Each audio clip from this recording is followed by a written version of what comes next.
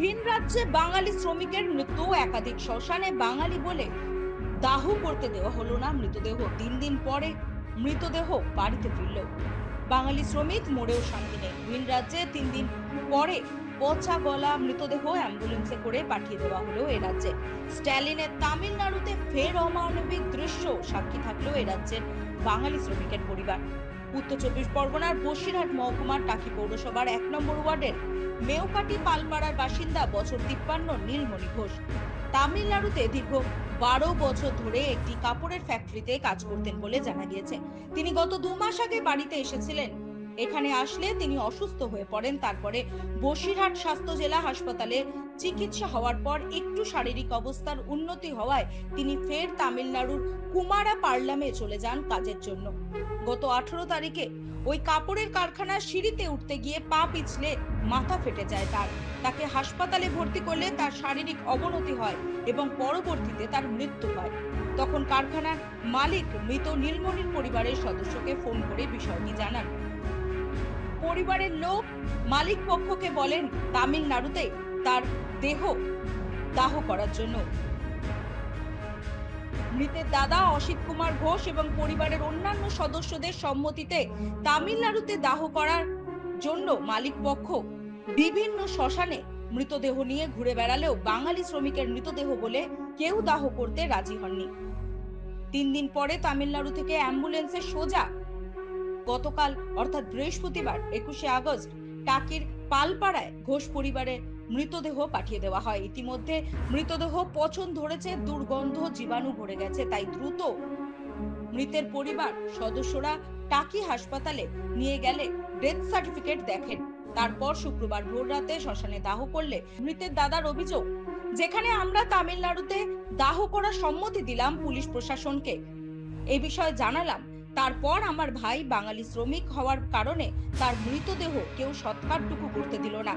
এ কোন ভারতবর্ষ বুঝতে পারছি না। কেবল বাঙালি হওয়ার অপরাধ। মৃত্যুর পরও একাধিক শ্মশান থেকে ভাইয়ের মৃতদেহ ফিরিয়ে দেওয়া হলো। অবশেষে ভাইয়ের মৃতদেহ ফিরে আসলো বাড়িতে। ভাই নাম নীলমণি ঘোষ, পিতার নাম ঈশ্বর ইন্দুভূষণ ঘোষ। বিগত 12-13 বছর ধরে ওই তামিলনাড়ুতে কাজ করতো একটা বিরাট ফ্যাক্টরিতে, পোশাকের ফ্যাক্টরি। সেখানে থাকাকালীন উনি উনি কাজকর্ম করতেন। বিগত 12 বছর পরে ধরে কাজ করছেন। এইবার মাঝে 7 বছর ওনার বাড়িতে আসেননি। তারপর 7 বছর পরে বাড়িতে এলো। বাড়িতে আসার পরে মাস তিনেক থাকলো। থাকার পরে আবার চলে গেলে তারপরে আবার 6 বছর থাকার পরে আবার বাড়িতে আসেন। তখন ওনার শরীরটা একটু খারাপ। তারপরে এখানে চিকিৎসা করা হয়। চিকিৎসা করা হলে বরতলা ভর্তি করা হলো এবং ওটা বারবার চেক আপে যেতে বললো। ও যেত ঠিক মতো। তারপরে শরীরটা যখন একটু ভালো হলো, অ্যাকচুয়াল বরতলা থেকে নির্ণয় করেছিল উনি থ্যালাসেমিয়া রোগী। তারপর যাই হোক ওখান থেকে চিকিৎসা করে বেশ দ্রুত সেরে ওঠেন। সেরে ওঠার পরে উনি আবার ওখানে যান। ওখানে যাওয়ার পরে এই 2 মাস কাজ করছে। 2 মাস কাজ করার মধ্যে গত মঙ্গলবার উনি কাজে গিয়েছিলেন। কাজে যাওয়ার পরে সিঁড়ি থেকে উঠতে, এমনি সাধারণ নর্মাল সিঁড়ি থেকে উঠতে পা পিছিল করে, শরীর সুস্থ ছিল, এই নর্মাল এতে যাতায়াত করত। সিঁড়িতে যাতায়াত করার সময় এসব যে কোনো ঘটনা, হয়তো পা পিছলে হোক বা অন্য কোনো কারণে হোক, পড়ে গিয়ে মাথাটা কেটে যায়। সঙ্গে সঙ্গে ওই মালিক নিয়ে গিয়ে হসপিটালে নিয়ে গিয়ে ব্যান্ডেজ করে। ব্যান্ডেজ করার পরে আর ইঞ্জেকশন দেওয়া হয়। ইঞ্জেকশন দিয়ে বললো যে মিনিট 15 এখানে অপেক্ষা করুন, তারপরে যাবে। তখন ওর শরীরটা আস্তে আস্তে অবনতি হয় এবং ওই সময় স্ট্রোক হয়। স্ট্রোকে উনি মারা যান।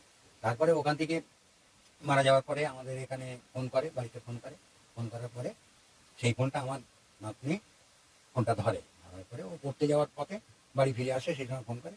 সেই সময় ও ফোন করার পরে আমার নাতনি আমাদেরকে ফোন করে।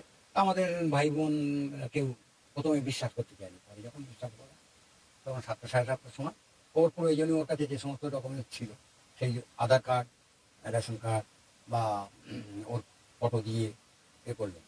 বললো যে এগুলো আপনাদের কিনা দেখুন। তখন আমরা দেখলাম যে সম্মতি জানানো, হ্যাঁ এগুলো আমাদের, ইনি আমার ভাই।